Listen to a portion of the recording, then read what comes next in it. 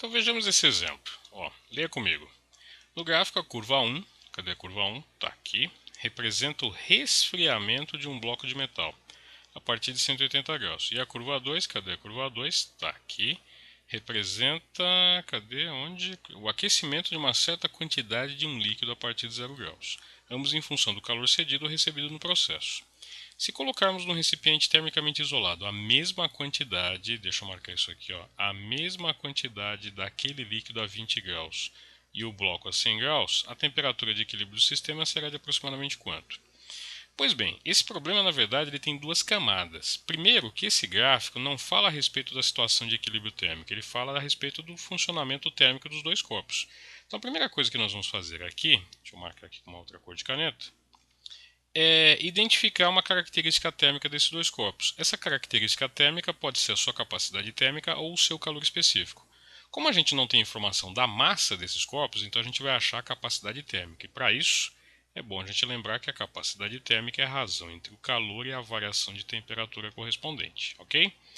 Bom, para o corpo 1, que está identificado pela curva 1, a gente pode escrever o seguinte: capacidade térmica do corpo 1 será... O corpo 1 recebeu, se a gente pegar a curva completa de 0 até 5, então ele recebeu 5 kJ de energia e a sua temperatura foi de 180 para 80. Na verdade, ele não recebeu, né? Ele cedeu porque a temperatura está caindo de 180 para 80. Então, nós temos aqui 5 kJ, né, que são 5.000 joules, dividido por 180 a 80 dá 100 graus Celsius. Isso aqui vai dar, cortando dois zeros, vai dar 50 joules por grau Celsius. Tá?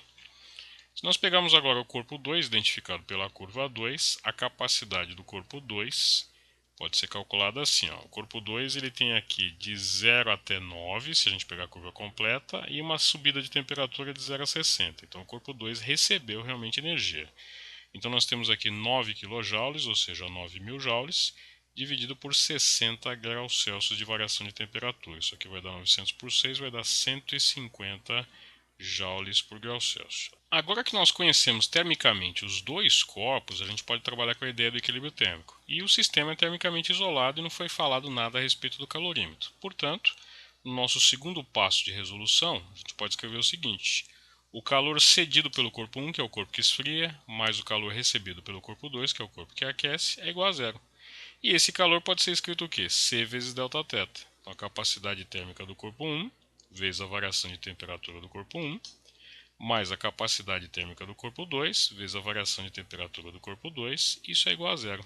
Substituindo os valores, nós temos o seguinte: capacidade térmica do corpo 1 é 50, vezes a variação de temperatura. A variação de temperatura vai ser θ de equilíbrio, que eu não sei qual é, e o bloco está a 100 graus, basta olhar no enunciado que você acha essa informação.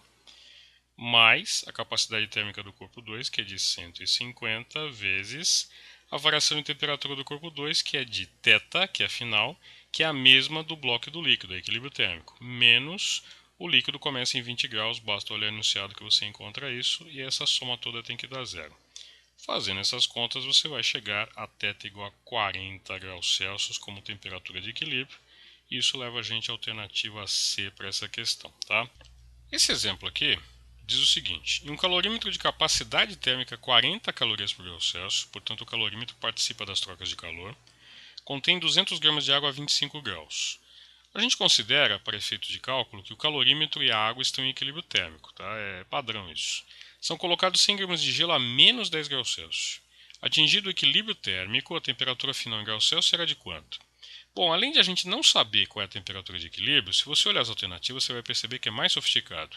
Nós temos menos 2, ou seja, a água foi congelada pelo gelo. 0, ou seja, chegou-se no zero, mas no zero eu tenho o quê? Só água a 0 graus, só gelo a 0 graus ou água e gelo a 0 graus? Que eu posso ter as três coisas. E três temperaturas positivas que significam que o gelo derreteu.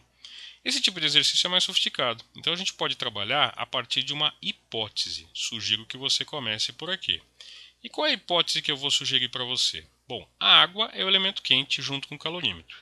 A água certamente vai perder calor e vai esfriar. Vamos considerar inicialmente que ela esfria até zero no máximo. O calorímetro a acompanha.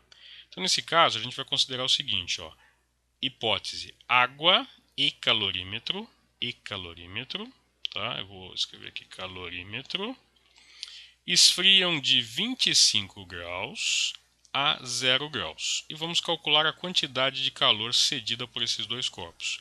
Então, vou colocar aqui, ó, massa de água, calor específico da água, variação de temperatura da água, e capacidade térmica do calorímetro, variação de temperatura do calorímetro. Vamos fazer essa conta. Massa de água 200 gramas, calor específico da água é 1, foi dado aqui, ó, nos dados do problema. E a variação de temperatura é de 25 a 0, dá menos 25. Mais capacidade do calorímetro é 40 e a variação de temperatura do calorímetro também é menos 25. Totalizando menos 6.000 calorias. Ou seja, essa é a quantidade de calor total que a água e o calorímetro cedem até chegar em 0 graus. Para onde vai esse calor? Para o gelo. O gelo recebe calor. E o que acontece com o gelo? Como ele está em menos 10, a primeira coisa que ele faz é aquecer até 0. Então vamos calcular esse calor Q1, mc delta θ. Massa do gelo são 100 gramas. Calor específico do gelo é meia caloria por grama grau Celsius, está nos dados do problema. E de menos 10 até 0 dá 10 graus. Isso aqui vai totalizar 500 calorias. Tá? Então o gelo precisa de 500 calorias para atingir 0 graus. Aí o gelo chegando em 0, ele derrete. Se ele derrete, vamos calcular a quantidade de calor, vai ser m vezes L. A massa de gelo é de 100 gramas. O calor de fusão do gelo é de 80 calorias por grama. Se a gente fizer essa conta aqui, vai dar 8.000 calorias. Né? 8.000 calorias.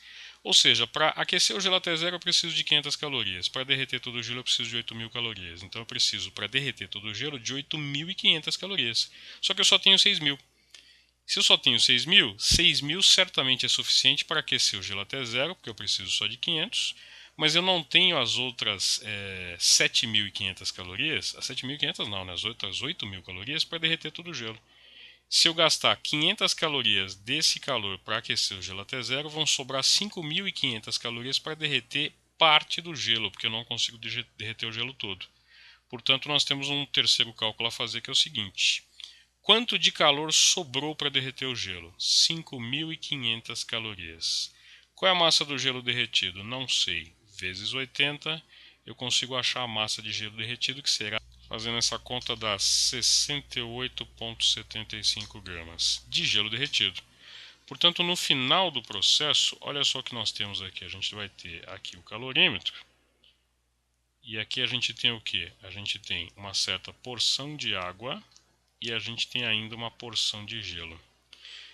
Quanto de gelo nós temos? Nós derretemos 68,75, então falta a diferença para 100 gramas, que vai dar 31,25 gramas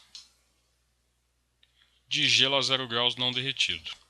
Quanto nós temos de água? A gente tinha 200 gramas e a gente derreteu 68,75, então nós temos 268,75 gramas de água a 0 graus. Porque a água original 200 gramas esfriou até 0 e a gente derreteu uma parte do gelo.